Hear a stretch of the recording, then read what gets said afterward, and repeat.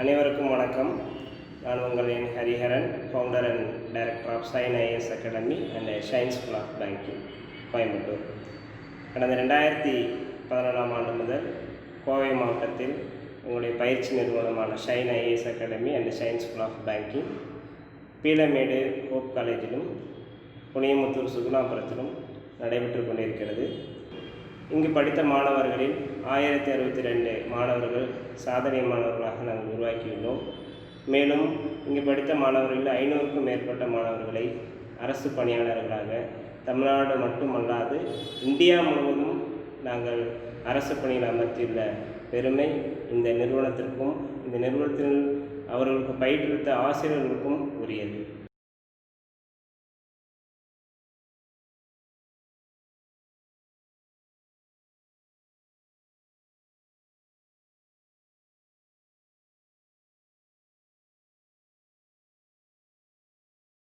என் பேர் மோகன்ராஜ் பி.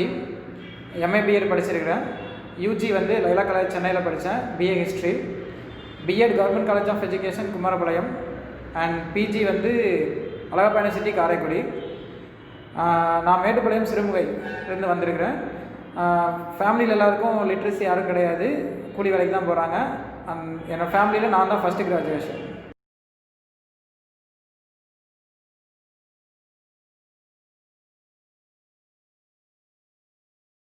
தமிழ்நாடு கிராம பேங்க் கிளர்க்குக்கு வந்து டாக்குமெண்ட் வெரிஃபிகேஷன் முடிச்சுட்டு வெயிட்டிங் ஃபார் ஆர்டர், மெடிக்கல் எல்லாமே முடிஞ்சுது. அதே மாதிரி எல்ஐசி அசிஸ்டண்ட்டுக்கும் டாக்குமெண்ட் வெரிஃபிகேஷன் முடிஞ்சிருச்சு. ஸோ எதுக்குமே இன்னும் ஆர்டர் காப்பி கொடுக்கல.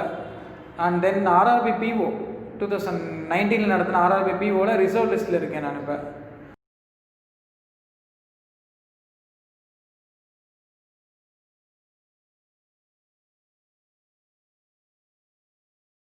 நான் கவர்மெண்ட் ஜாப்பில் சேரணும் அப்படின்னு சொல்லிட்டு ஸ்கூல் 1ஆவதுலேருந்தே சொல்லிகிட்டே வந்தாங்க, மோட்டிவேட் பண்ணிட்டே வந்தாங்க டீச்சர்ஸு. அதை வச்சு கண்டிப்பாக ஏதோ ஒரு ஜாப்பில் சேரணும் அப்படின்றது நாள்தோறும் கனவாகவே இருந்தது. அதே சமயத்தில் ஹையர் எஜுகேஷன் வர வர வர வர கிளர்க் லெவலில் போகக்கூடாது, கண்டிப்பாக ஐஏஎஸ் லெவலில் போகணும் அப்படின்ற மாதிரி சொன்னாங்க. நான் படித்த இன்ஸ்டியூட்ஸ்லேயும் அதே மாதிரி தான் சொல்லியிருந்தாங்க. பேங்கிங் டிஎன்பிஎஸ்சி போகிறதுலாம் முக்கியம் இல்லை, அதனாலே கண்டிப்பாக ஐஏஎஸ் வந்து எழுதணும் அப்படின்ற மாதிரி சொன்னாங்க. ஸோ என்னோடய முயற்சி வந்து எதுவுமே விடலை. அதே மாதிரி பண்ணிகிட்டு இருக்கும்போது குரூப் 1 ப்ரிலிம்ஸ் லெவலில் மட்டும் கிளியர் பண்ண முடிஞ்சுது. மெயின்ஸ் போய் கிளியர் ஆகலை. அதே மாதிரி ஃபேமிலியில் ஒரே ஒருத்தர் மட்டும் கிளர்க்காக இருந்தார், ஸ்கூல் ஸ்டாஃப் பியூன் கிளர்க்காக இருந்தார். ஸோ அவருக்கு வந்து கொஞ்சம் ஃபேமிலி லெவலில் கொஞ்சம் ஜாஸ்தியாக இருக்கும், மவுஸ் வந்து ஜாஸ்தியாக இருக்கும். ஸோ அதை வச்சு கண்டிப்பாக நீ வந்து வாங்கி ஆகணும், ஏன்னா ஃபஸ்ட்டு கிராஜுவேட் அப்படிங்கிறதுனால நீ வந்து வேலை வாங்கணுன்ற மாதிரி ஃபேமிலியில் எல்லாருமே மோட்டிவேட் பண்ண ஆரம்பிச்சிட்டாங்க. ஸோ அதனால் வந்து கிட்டத்தட்ட என்னோடய ஸ்டடீஸ் கோச்சிங் கிளாஸ் ஸ்டடீஸ் வந்து 2016 ஆன்வர்ட்ஸ் ஸ்டார்ட் ஆனது. 2020 தான் அச்சீவ் பண்ண முடிஞ்சது. 2016 to 18 வரைக்கும் என்னோடய செல்ஃபாகவே இருந்தது. வேறு எல்லா எக்ஸாமும் அப்ளை பண்ணுவேன், நானாக போய் எழுதுவேன், அப்ளை பண்ணுவேன், நானாக போய் எழுதுவேன், அந்த மாதிரி இருக்கும். 2018 தான் பிஎட் முடிச்சுட்டு தான் கோச்சிங் சென்டரில் சேர்கிற மாதிரி இருந்தது. கோச்சிங் சென்டரில் சேரும் பொழுதே என்னோடய ஓன் எக்ஸ்பீரியன்ஸ்லேயே பேங்கிங் சிலபஸ் என்ன அப்படின்றது தெரிஞ்சிருச்சு எனக்கு.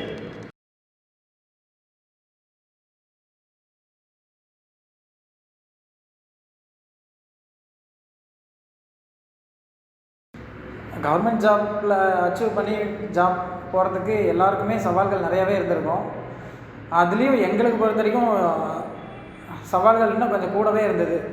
அந்த சவால்களையும் சாதனைகளாக மாற்றணும் அப்படின்னு சொல்லிட்டு தான் நாங்கள் ரொம்ப போராடினது. எப்படின்னு பார்த்தோன்னா, ஒரு டெக்ஸ்ட் புக்கை வந்து ஒருத்தங்க ரெக்கார்ட் பண்ணி கொடுக்கணும். அந்த ரெக்கார்ட் பண்ணி கொடுத்ததை நாங்கள் திரும்ப அதை ஆடியோ வடிவில் கேட்கணும். இல்லை அப்படின்னா பிடிஎஃப் ஃபைலில் கன்வெர்ட் பண்ணி அதை வந்து நாங்கள் படித்து அப்படி தான் பண்ணோம். ஸ்டடீஸ் படித்த டைம்லாம் இன்ஸ்டியூட்டில் சேர்ந்து ஸ்டடீஸ் படித்த டைம்லாம் பார்த்திங்கன்னா எப்படியும் நைட் ஒரு 1 o'clock 1:30 அந்த ரேஞ்சில் ஆகும். நம்ம சாரும் வந்து ரெக்கார்ட் பண்ணி கொடுப்பாங்க, அதை ரெக்கார்ட் பண்ணி நைட் அனுப்புவாங்க, அதை நாங்கள் கேட்டு பண்ணுற மாதிரி இருக்கும். இப்போ எல்லாமே வேலைகள் வந்து ஒரு வேலை செய்கிறோம் அப்படின்னா அது வந்து ட்ரிபிள் வேலையாக தான் இருக்கும் எங்களுக்கு. ஸோ அந்த மாதிரிலாம் படித்து தான் இந்த லெவலுக்கு வர முடிஞ்சுது. அது நாங்கள் படித்த இன்ஸ்டியூஷனில் வந்து சும்மா சொல்ல முடியாது. நாங்கள் அன்னைக்கு வந்து எது படிக்கிறோமோ அதை 1 o'clock கம்ப்ளீட் பண்ணுறோன்னா அந்த 1 o'clock என்ன கம்ப்ளீட் பண்ணியிருக்கோமோ அதை வந்து நாங்கள் வாட்ஸ்அப்பில் வந்து ரெக்கார்டாக போடணும், சாருக்கு வந்து போடணும். ஸோ அந்த மாதிரி போட்டுட்டு தான் நாங்கள் தூங்குற மாதிரியே இருக்கும்.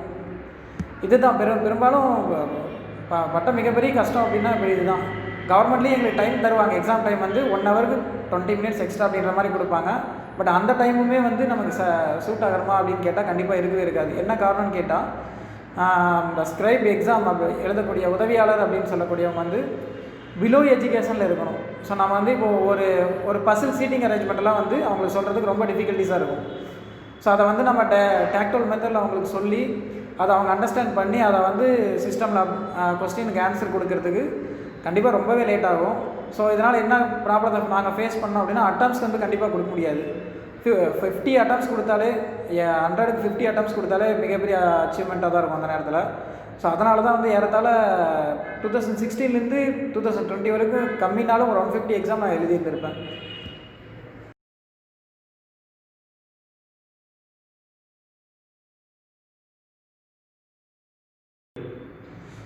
கவர்மெண்ட் ஜாப்புக்கு வரணும் அப்படின்னு என்னோடய கனவில் நினைக்கும்போது எல்லா நல்லது கிடையாது, அத்தனையும் மறந்துட்டேன் நான். சாரும் மோட்டிவேட் பண்ணது அதுதான், நான் எந்த ஒரு ஃபங்க்ஷன்ஸ் எல்லாத்துக்குமே வந்து போகக்கூடாது அப்படின்ற மாதிரி. ஸோ 2018 to 20 வரைக்குமே எந்த ஃபங்க்ஷன்ஸுக்குமே பெரும்பாலும் அட்டன் பண்ணது கிடையாது. ஸோ அந்த ஒரு எபிலிட்டி இருந்துச்சுனாலே கவர்மெண்ட் ஜாப் ஈஸியாக வாங்கிட முடியும் அப்படின்றது என்னோடய நம்பிக்கை. ஏன்னா ஒரு நிமிஷம் கூட ஸ்பெண்ட் பண்ணுற மாதிரி இருக்காது. ஆக்சுவலாக அந்த இன்ஸ்டியூட் வந்து போகிறதுக்கு எனக்கு அப் அண்ட் டவுன் 5 ஹவர்ஸ் ஒரு நாளைக்கு ட்ராவல்ஸ் எக்ஸ்பென்சஸ் ஆகும். அதையெல்லாம் ஓவர் கம் பண்ணி வந்து தான் இந்த கவர்மெண்ட் ஜாப் வாங்க முடிஞ்சது. அது மட்டும் இல்லாமல் கவர்மெண்ட் ஜாப் வாங்குறது அப்படின்றது சாதாரணமான ஒரு இது கிடையாது. நிறைய வகையான கவர்மெண்ட் அதாவது நிறையா எக்ஸாம்ஸ் இருக்குது. எந்த எக்ஸாம்ஸ் நமக்கு செட் ஆகும் அப்படின்றது எனக்கு புரிஞ்சுக்கிறதுக்கே ரொம்ப நாள் ஆச்சு. ஃபஸ்ட்டு டெட்டுக்குன்னு தான் நாங்கள் சேர்ந்தோம். டீச்சர் எலிஜிபிலிட்டி டெஸ்ட்டுக்காக படிக்கிறதுக்காக தான் வந்தது. அப்போவே சார் என்ன சொன்னாங்க அப்படின்னா, டெட்டுக்காக மட்டும் கான்சன்ட்ரேட் பண்ணாதீங்க, மற்ற எல்லா எக்ஸாமும் கான்சன்ட்ரேட் பண்ணுங்கள் அப்படின்னு சொல்லிட்டு. இதில் நாங்கள் வந்து ஆன்லைன் எக்ஸாமும் எழுதணும், ஆஃப்லைன் எக்ஸாமும் எழுதணும். ஆன்லைன் எக்ஸாம் மீன்ஸ் இந்த 8th குவாலிஃபிகேஷன்ஸில் கால்ஃபர் பண்ணக்கூடிய எக்ஸாம் ஸ்கூலில் காம்படிட் பண்ணோம் நாங்கள். அது மட்டும் இல்லாமல் பேங்கிங் எக்ஸாம் வந்து ஒரு 6 மந்த்து தான் படிக்க முடிஞ்சது. அப்புறம் திரும்ப டிஎன்பிஎஸ்சி படிக்கலாம், குரூப் 4 கால்ஃபர் பண்ணாங்க. ஸோ திரும்ப டிஎன்பிஎஸ்சி படிக்கலாம் அப்படின்னு போகும்போது டிஎன்பிஎஸ்சிலையும் இது பண்ண முடியல. எகைன் பேங்க்குக்கே வேறு மாதிரியான ஒரு சூழ்நிலை வந்தது.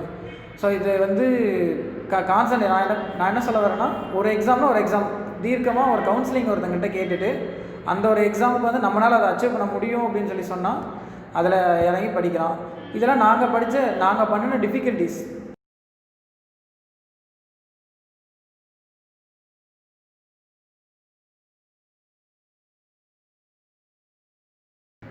கவர்மெண்ட் ஜாப் போகணும் அப்படின்னு சொல்லிட்டு நமக்கு எல்லாருமே ஒரு எண்ணம் இருக்கும்.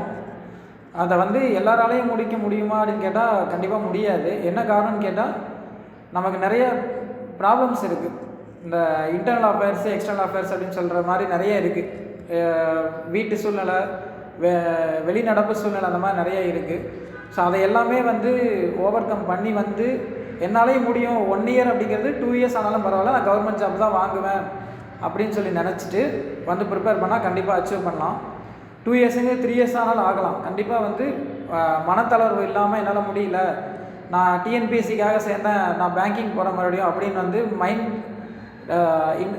தடுமாற்றம் இல்லாமல் ஃபுல் ஃப்ளெஜ்டாக இறங்கணும்னா கண்டிப்பாக கவர்மெண்ட் ஜாப் எல்லாராலையும் வாங்க முடியும். கவர்மெண்ட் ஜாப்பில் வந்து ரொம்ப டைம் ஸ்பெண்ட் பண்ணி படிக்கணும் அப்படின்ற மாதிரிலாம் எதுவுமே இல்லை. படிக்கிறத 1 ஹவர் படித்தாலும் 1 ஹவர் திருப்தியாக படிச்சிட்டோம்னா போதும்.